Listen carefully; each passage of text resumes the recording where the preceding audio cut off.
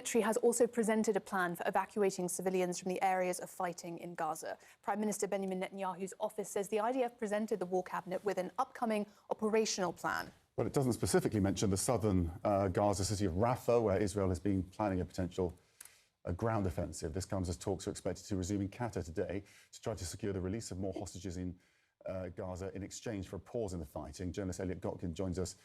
Let's start with those hostage talks then, because you're describing how there does appear still to be some momentum behind them. There does. We had these talks in Paris on Friday and Saturday, and we had Jake Sullivan of the National Security Council coming out afterwards saying that an understanding on the contours of a potential deal had been reached. So now it seems that in Doha, they're going to be trying to deal with the thornier issues to try to deal with those details and come to some kind of compromise. Now, up until these talks, the sticking point, at least so far as Israel was concerned, was Hamas's demands that there be a complete cessation of hostilities and the release of thousands of Palestinian prisoners, demands that Prime Minister Netanyahu described as delusional. So the hope now is that perhaps they are inching towards some kind of compromise, which, as you say, would lead to the freeing of some, but probably not all of those Israeli hostages, more than just over around about 100 believed to still be alive and being held in captivity in the Gaza Strip after being kidnapped on October the 7th, in exchange for the freeing of Palestinian prisoners and, of course, the all-important humanitarian pause of around about 6 weeks, and, of course, at the same time as that, a surge in humanitarian aid to go where it's desperately needed.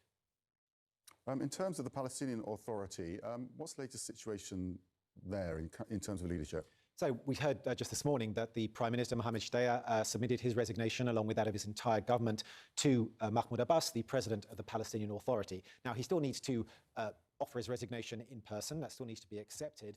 But this is seen to be perhaps one step towards the revitalization, the reconstitution of the Palestinian Authority to enable it to be palatable to the Americans and perhaps less unpalatable to the Israelis for taking control of the Gaza Strip the day after this war. Now, he will probably be asked to stay on as a caretaker prime minister, and there's no indication that whoever replaces him will be any different. And of course, the real change for the Palestinian Authority, at least it won't be seen as changing to any serious degree until such time as Mahmoud Abbas is no longer president. He, of course, is in now, the 19th year of a 4-year term. He's widely reviled among Palestinians. He's widely seen as being corrupt as well. So I think for the Palestinian Authority to be seen to be really changing, that Mahmoud Abbas would probably be expected to go as well. Okay, Elliot, thank you so much.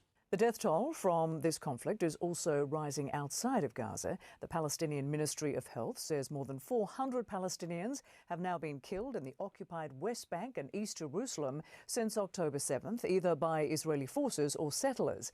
That would include 3 Palestinians killed in the Jenin refugee camp this past week, which the IDF confirmed as part of what they described as a counter-terrorism raid.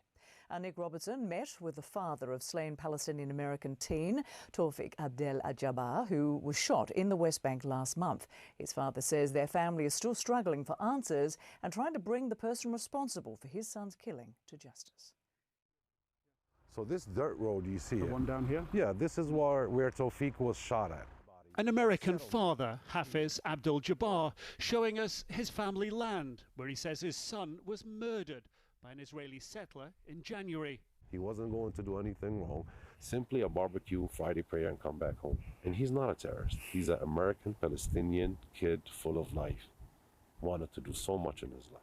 His son, Tawfiq, was 17 years old, studying towards his dream job, NASA engineer. The family left Louisiana last spring, returning temporarily to their roots in the occupied West Bank. They visited their ancestral hilltop village home most years. All around the village there are murals of Tawfiq remembered, immortalized, and underneath it says, "The Smiling Martyr." Tawfiq's trauma increasingly common in the West Bank. And this is getting worse since October 7th. It's getting worse since October 7th, way worse. They're turning it more like into Gaza. Exactly. They want to turn it to Gaza. You see the bullet? Yes. A month after Tawfiq's death, Hafiz is struggling to get justice. The single shot that killed his son, an exploding bullet entering the back of his head, clear in the CT scan of his brain. Photos of the crime scene and an investigation by the Palestinian Authority document 10 shots. Video shows what Hafiz says is a soldier taking the final shot. An eyewitness says a settler took the first shot. Israeli investigators say an off-duty police officer and an off-duty soldier were also present at the time of Tawfiq's killing, but have yet to charge any of them. They say the investigation is ongoing. That's the problem that I'm facing right now, that we all face in here. That when they do such a thing and they're not stopped and they're not questioned, it's okay for them to do it again and again and again. And that's what keeps happening here. This is not the first kid that got shot and killed in that same area. Since October 7th, nearly 400 Palestinians have been killed by Israeli soldiers and Israeli settlers. There are currently 9,000 Palestinians being held in Israeli prisons and jails. Sari Bashi is an Israeli human rights expert living in the West Bank, has been tracking Israeli security force tactics there for more than a decade. Hamas's brutal October 7th attack, she believes, became a watershed for unprecedented Israeli violence in the West Bank. We have seen things piloted in Gaza and later moved to the West Bank. In terms of the levels of violence, the airstrikes, the drone strikes in Gaza are starting to become much more frequent in the West Bank. And not just more aggressive and more frequent, but more audacious too. Not to mention possibly illegal, according to UN experts, like this covert Israeli special forces op in a hospital that killed 3 militants believed to be planning an attack. The hospital says the men were sleeping when shot. IDF diggers gouging up West Bank streets, rendering them unusable, akin to Gaza's battle-torn thoroughfares, also deepens fears. The West Bank is worsening. The impact of Israel's actions, according to respected Palestinian pollster Khalil Shikaki, is enabling groups like Hamas. The West Bank is becoming more militant today than Gaza was before the war or today. Because of what the Israeli government is doing here. Because of what the Israeli government is doing, what the army is doing, and what the settlers are doing. Why are we supporting such a regime like that? Hafiz is angry President Joe Biden isn't doing more to pressure Israel to rein in radical settler leaders like Security Minister Itamar Ben-Gvir, whose party has called for the annexation of the West Bank. The Israeli government maintains its military operations only target terror suspects, but settler violence has spiraled in recent months.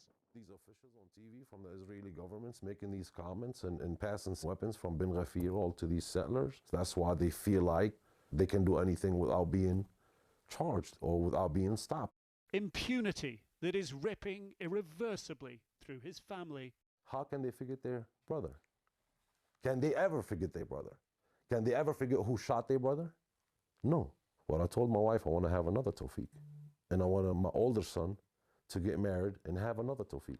Across the square from his family home that predates Israel's creation by more than 70 years is the town's cemetery, Tawfiq's, where Tawfiq is buried. Feet from 2 of Hafiz's uncles, whom he says were killed by settlers 36 years ago. That's a message to them, to the Israeli government. We're not going nowhere.